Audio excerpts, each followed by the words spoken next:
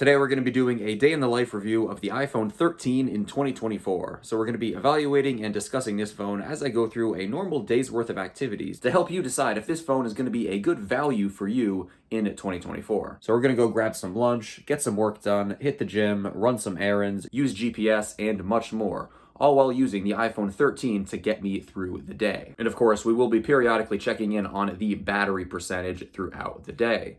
And first stop of the day is grabbing some lunch from a great spot in my neighborhood, so let's head out.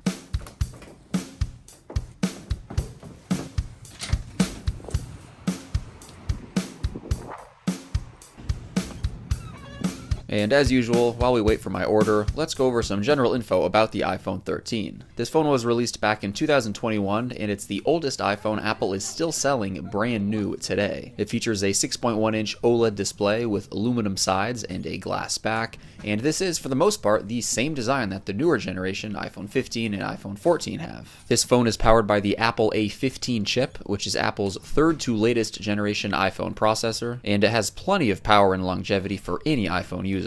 As I've mentioned many times recently, Apple's silicon processors have gotten to a point over the last 4 or so years where you don't notice any substantial difference in performance when using a 1 to 2 year old Apple silicon processor chip like the A15 here. This phone has a 3,227 milliamp hour battery, which delivers great battery life. This phone is known for having solid battery performance. The latest generation iPhone 15 only has a slightly larger battery at 3,349 milliamp hours, and the iPhone 14 has a battery capacity of 3,279 milliamp hours. So you're not missing out on that much with the iPhone 13 over the newer iPhone 15 and iPhone 14 in regards to battery capacity. Of course, there's more factors that go into judging the battery performance other than just the battery capacity, but the iPhone 13, 14, and 15 are all known for having really good battery performance. The iPhone 13 and iPhone 14 have a max display brightness of 800 nits, which is plenty bright for the average person. The latest iPhone 15 does have a brighter display capacity. It's able to go all the way up to 2000 nits in outdoor direct sunlight environments, but again, the screen brightness on the iPhone 13 and iPhone 14 is plenty bright for me and probably you. This phone features two rear-facing cameras, being a 12-megapixel main lens and a 12-megapixel ultra-wide lens. And here's a 1x photo taken on the iPhone 13 compared with a 1x photo taken on the iPhone 14 and iPhone 15 as well. And alright, we're going to head over to a coffee shop to get some work done. But on the way over, we're going to take some more photos and videos with these phones and compare them. So as you're seeing here, photos taken on all these iPhones look absolutely great. So for the average iPhone camera user who just wants to take photos and videos that look overall pretty good, the iPhone 13 is going to be fantastic. Now, the latest iPhone 15 features a new 48 megapixel main lens in comparison to the 12 megapixel main lenses on the iPhone 13 and iPhone 14. And this new 48 megapixel lens on the iPhone 15 results in the 15 now being able to take 24 megapixel shots instead of the 12 megapixel shots that the iPhone 13 and iPhone 14 take. And this difference is noticeable, mainly when zooming in on a photo that you've already taken. There's just more detail and sharpness on the iPhone 15. But that being said, this quality increase isn't something that you need, and the iPhone 13 and iPhone 14 take photos that will be more than acceptable for 99% of people. And in terms of camera advancements, the one generation newer iPhone 14 has over the iPhone 13. The iPhone 14 does feature a larger main lens in addition to some additional image processing techniques, which result in the 14 having slightly better camera performance and some additional camera options that the iPhone 13 doesn't have. But having compared these two cameras side by side myself, I definitely say it's not worth going for the iPhone 14 over the iPhone 13 for the camera improvements, as the differences range from very minor to unnoticeable. Now, in addition to having the normal 0.5 times and 1 times optical zoom levels, the latest iPhone 15 now has a 2 times optical zoom level, where the iPhone 13 and iPhone 14 don't, as a result of that new 48 megapixel main lens that it has. You can of course still get a digital zoom of 2 times on the iPhone 13 and iPhone 14, which you're seeing right now, but it'll have less sharpness and detail. And the absolute max digital zoom for photos on the iPhone 13 and iPhone 14 is 5 times, while the max digital zoom for photos on the iPhone 15 is 10 times. And here's a photo taken with the front-facing camera from all of these side by side. They're all looking very sharp. And here's some video footage shot on all three of these iPhones at 4K 60 frames per second.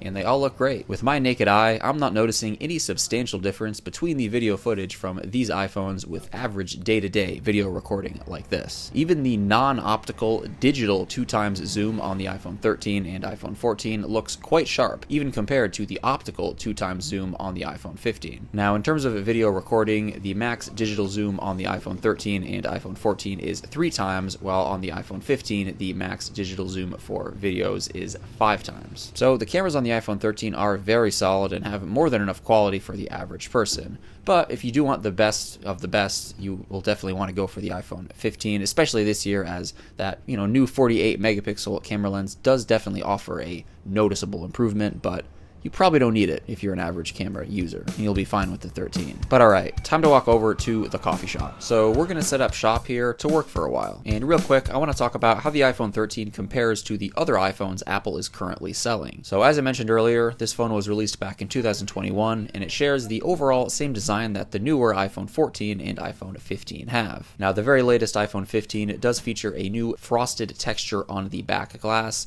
more soft edges, and the new dynamic island cutout at the top of the screen that's more minimal and sleek looking and has a few neat software features. But again, for the most part, the three latest generations of the iPhone, being the 15, the 14, and the 13, all basically feature the same design, resulting in the iPhone 13 feeling and looking very modern in 2024. And in my opinion, the iPhone 13 is the best overall value, budget-friendly iPhone that Apple sells right now. And this is because the one generation newer iPhone 14 is so similar to the iPhone 13, to the point where if you're considering buying the iPhone 14, I'd highly recommend just going for the iPhone 13 instead. So the iPhone 14 features the same A15 processor that the iPhone 13 here has. It features the same exact display panel and overall design, same lightning port. It's a very minor incremental update. In terms of outward-facing things the iPhone 14 brings to the table over the iPhone 13, the A15 processor in the iPhone 14 features one additional GPU core than the A15 processor in the 13, but this is something you'll likely never notice in real-life usage. The 14 features emergency SOS via satellite and crash detection, which are two fantastic emergency-based features,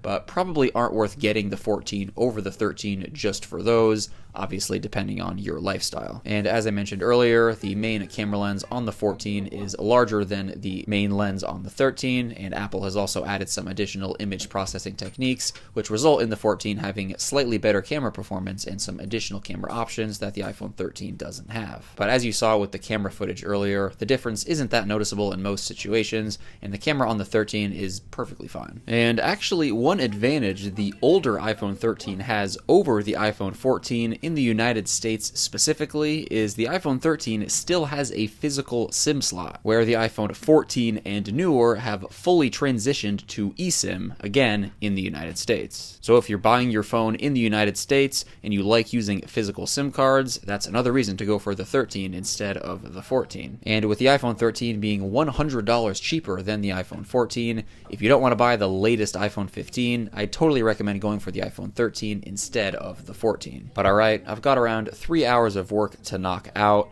and throughout this time, I will be using my phone periodically just to accommodate for the off and on, borderline procrastination type of phone usage that a lot of us do throughout the day. And throughout the 3 hours I spent at this coffee shop, I used the phone periodically for an accumulated 45 minutes of on-screen usage, browsing Instagram, Twitter, browsing the web on Safari, and reading some emails. And quick battery check before we head out to the store to grab a few things.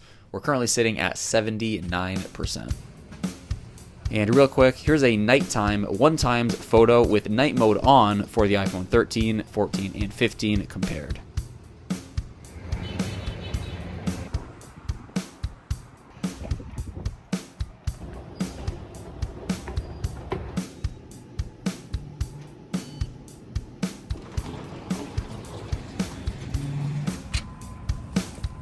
And alright, back at my apartment. It is 9:49, so getting a little late, but we're gonna head over to the gym for a late night run.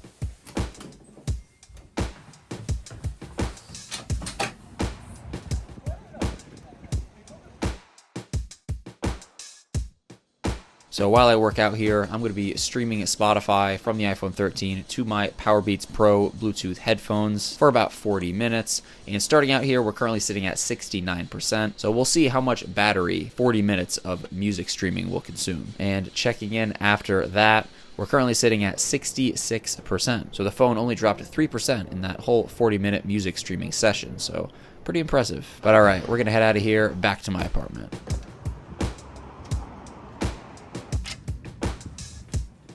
Time to hit the showers. And all right, so still got a couple hours of work I want to knock out tonight. So I'm going to go ahead and take care of that, and I'll see you guys in a bit. And all right, so wrapping it up in terms of work for the day. Next thing I want to do real quick is I want to run a FaceTime call test on the iPhone 13. So I'm just going to do a 20-minute FaceTime call just with another iPhone here. As much as this is supposed to be a real-world test, I obviously don't want to expose anybody's identity, so I'm just going to do a FaceTime call with another phone that I have here just to gauge how much battery consumption an average 20-minute FaceTime call will take up. And going into the call, we're at 58%.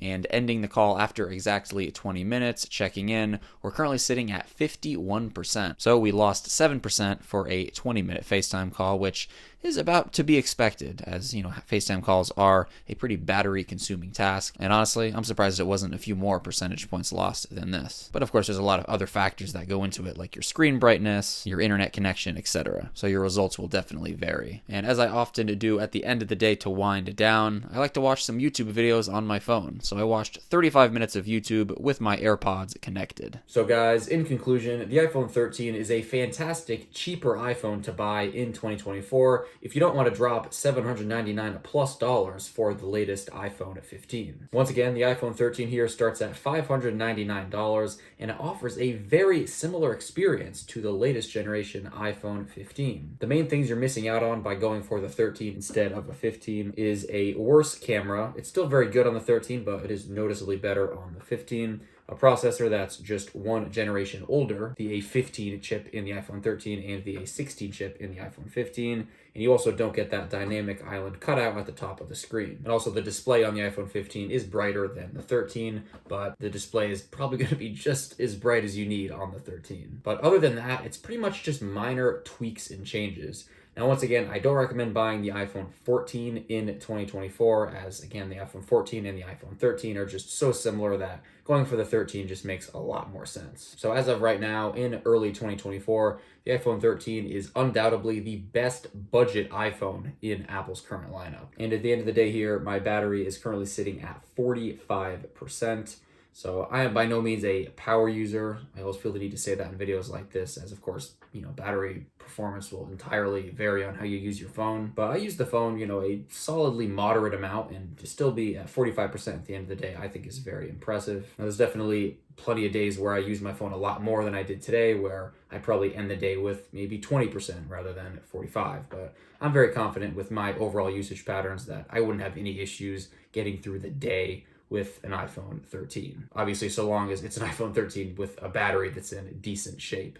This iPhone that I'm using in this video is a device that I have dedicated for videos, so the battery is at 100% capacity. And of course, when you buy a new iPhone 13, it'll be at 100% capacity. In terms of what used the most battery, as you can see here, that FaceTime call, even though it was only 20 minutes, did use actually the most battery life. You can see Instagram, Maps from that GPS, Twitter, and Spotify were my most battery consuming tasks. But overall, very impressed with the battery life on the iPhone 13.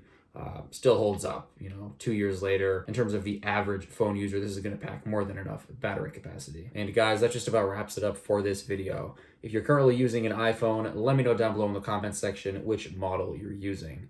Thank you all so much for watching this video. And of course, as always, I'll catch you in the next one. Peace out.